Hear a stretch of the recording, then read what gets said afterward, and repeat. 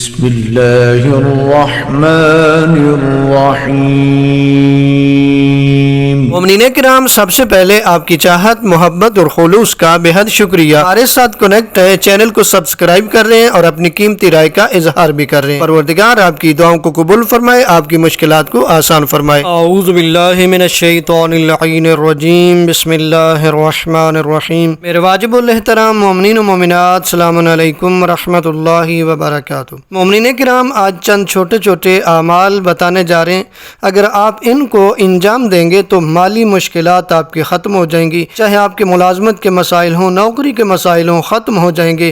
پروردگار رزق حلال وسیع عنایت فرمائے گا، یہاں تک کہ غربت کے دروازے بند ہو جائیں گے۔ یہ چھوٹے چھوٹے اعمال آپ انجام دیں۔ پہلا عمل، امام صادق علیہ السلام فرماتے ہیں کہ جمعہ کے دن سورہ صافات کی تلاوت کی جائے، طلوع فجر سے مغرب تک جمعہ کے دن کسی وقت بھی سورہ صافات کی تلاوت کریں۔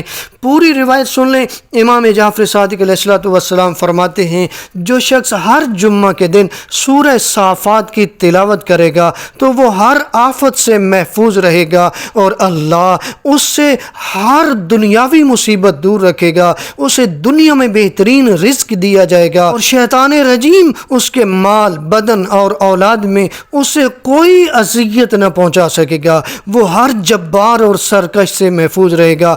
اگر وہ دن یا اس رات مر گیا تو اللہ اسے شہید مبعوث کرے گا یا اسے شہادت کی موت عطا کرے گا اور اسے جنت میں شہداء کے درجہ میں جگہ عطا فرمائے گا۔ تو پہلا عمل ہے جمعہ کے دن سورہ صافات کی تلاوت کریں۔ دوسرا عمل، زیادہ سے زیادہ استغفار کریں اور سورہ قادر کی تلاوت کریں، اور یہ ایسا عمل ہے کہ یہ اٹھتے بیٹھتے بھی آپ انجام دے سکتے ہیں۔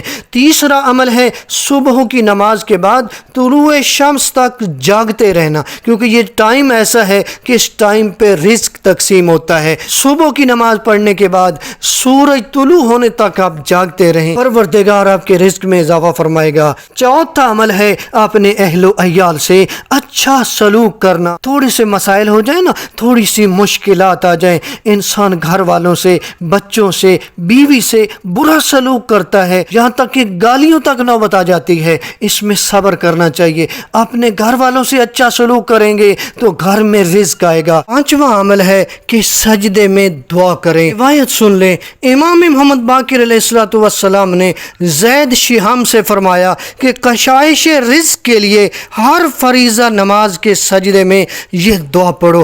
دعا کون سی آپ دیکھ رہے ہیں؟ یا خیر المسئولین و یا خیر المعطین ارزقنی وارزق ایالی من فضلک فإنک ذو الفضل العظیم۔ اے بہترین ذات جس سے مانگا جاتا ہے اور اے بہترین عطا کرنے والے، مجھے رزق دے اور میرے عیال کو رزق دے اپنے فضل سے، کیونکہ یقیناً تو بڑے فضل کا مالک ہے۔ یہ 5 اعمال انجام دیں، پروردگار آپ کے رزق میں اضافہ فرما دے گا، غربت کے دروازے بند کر دے گا۔ پروردگار سے دعا ہے ہمارے رزق میں اضافہ فرمائے، ہماری مشکلات کو آسان فرمائے۔ یا رب